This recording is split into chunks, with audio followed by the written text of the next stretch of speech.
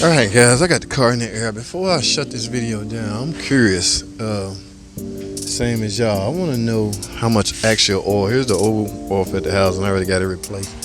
Now it's time to either change the oil or simply add oil. I don't know, I guess we're gonna find out. We're about to change this oil. I'm gonna see, curious to know how much come out, because it's highly unlikely that there's none in here. Let's see. Okay, yeah, you're gonna, let's see, that looks like about half a quart maybe, guys. So even if your stick is bone dry, you still, that looks like about a quart. So if the engine holds 5 quart, I want to say, damn, I should have measured it. I wasn't thinking, guys.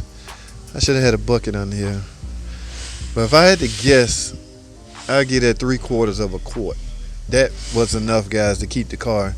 Now, as far as ticking, somebody asked me that, was it clattering? I didn't pay it any mind because I just drove from the parking lot to the inside the shop, so I didn't pay it much attention. Remember, the complaint was the check engine light, not oil leaks or anything like that. Okay, it's still coming out, so I want to guess about a quart, guys. So you can survive off a quart. Now, that's not okay to just roll with it because you don't see anything on your dipstick. That could be misleading. I wouldn't go by, well, my dipstick ain't nothing on it, but surely I have a quart in it. I wouldn't go by that. That's misleading. But if I had to guess, I would say it still had a quart in it. All right, but that's low enough to disrupt oil pressure, which will in turn cause the oil pressure sensor to tell the computer or generate a fault code. So that's exactly what happened. All right, guys, now I can end this video. I just want y'all to see how much oil was actually in it. I want to say about a quart. Right? Nosy 30, guys, let's get it. Hey, y'all remember this Pentastar? This Promaster, okay? Yeah, they duking it out with the insurance company. Okay, the guy broke and the piston came up and smacked the valves. Okay, my man do not want to gamble with that. He want another engine. Here go another rim. Look, this Promaster.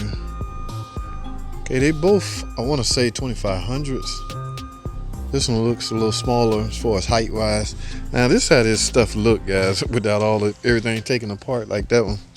Look how crammed up that is. So, but it's pretty simple. Once you get the grill, look at the grill fascia. Once you get the fascia, like say that.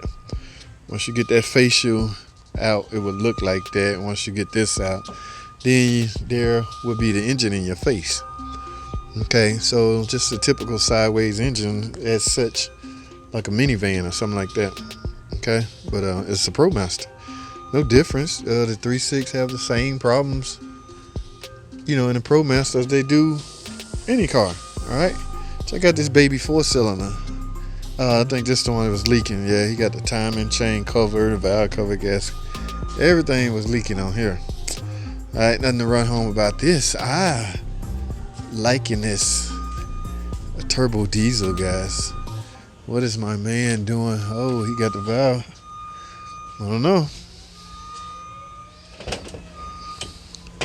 Not sure what my compadre is doing. All right. He's changing the filter, injectors. I don't know. He kind of keep quiet over here, down here to himself. But thing about these diesels, the big trucks, turbo diesel, they real good about setting fault codes, guys. So a code will likely lead you in the right direction as far as trying to attempt a repair. Thank goodness, because I don't know, it is hectic trying to figure out what's wrong with these Ram turbo diesel engines without a check engine light. Oh, you almost have to have one to help bail you out in some way, some shape, some way, guys. You got to have a check engine light, help bail you out. Oh, Wrangler, what is going on? Ooh, can y'all say electrical problems? Yeah, I heard them discussing this one. Oh, yeah, guys. There's some real strange issues going on. I don't know the whole story. It's not a tip 'em anymore, guys, so please don't call that a tip 'em. However, there's likely he's chasing some hard problems. My man, whew. I wouldn't wish this. Ooh. Because I had one down there beat me up one time. It turned out to be a loose connection. Guys, those are the hardest ones to find. Oh my goodness. I wouldn't wish this on my worst. Y'all know where I'm going with this, but he'll figure it out. We all fairly good around here, guys. So he'll figure it out. All right, let's go this way. Got this 1500. Whoa, look like somebody. Oh, he going back in. Okay, you got this Hemi. Wait a minute, what is going on? Oh, I saw him when he took it out.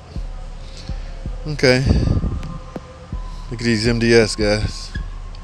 Remember, guys, I think this might have been a ticker. This is a 1500. This might have been a ticker. Yes, it was ticking, and he had trash in the solenoid. These not bad, guys. They're not easy, but they're not bad. I'd much rather do the cars. The other guys can have these trucks. See, yeah, completely dissimilar AC system. Now it's just a matter of going back in. See, we got the transmission hanging, but for the most part, it wasn't that bad. It's just that I personally much rather do a car. All right, number one, my lift. See, he got a truck over there, but he doing brakes. He's not really doing nothing major, I don't think. Okay, but let's go back to the used car department. Well, I ain't been back here in a minute. What is going? Hey, is this a Kia? What are we doing back here? A Yukon? Why is all this non-Chrysler stuff back here? Wait a minute. Oh, y'all working on everything back here, huh? Hey, look at this beauty. Who in the world traded this in? This is a good one. Yeah.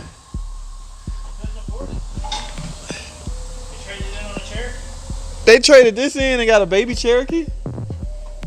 Is that a D grade? I would think so. Is that not a promotion? What's the opposite of promotion? Is that a demotion? Then you gotta do all this to get a spare tire on? Huh? Oh, I find footage anywhere, buddy. I can find something to talk about. So, yeah, as y'all heard, they traded this in and got a baby Cherokee. Okay, simple downgrade, no big deal. I'm almost certain. I know she could have got. She said she checked up here. I'm telling you what she said. She said she came up in a little Jeep. It's like similar to this. Got the hard top and everything. She ain't checking nothing. The only thing about this one ain't powered. We got a lot of shit in It here. ain't powered. What do you mean? Like, they ain't got no power windows. Oh, you got a roll. Well, Jeep shouldn't have all that fancy stuff. Shit, the customer put all this shit in here. It's okay to have that. You know what I'm saying? This is. I'm talking to you, I'm in the driver's seat, bro. I'm in the car by myself. I'm talking to you over here. I ain't got time to lean over. Bruh. You gonna have to come around. This is a Jeep. I mean, Jeep shouldn't have push start and all this fancy stuff. No, man. Dude, you keep forgetting this is a Jeep. All right, shouldn't have all that electrical stuff. All right, these young guys, they don't understand where the Jeep came from.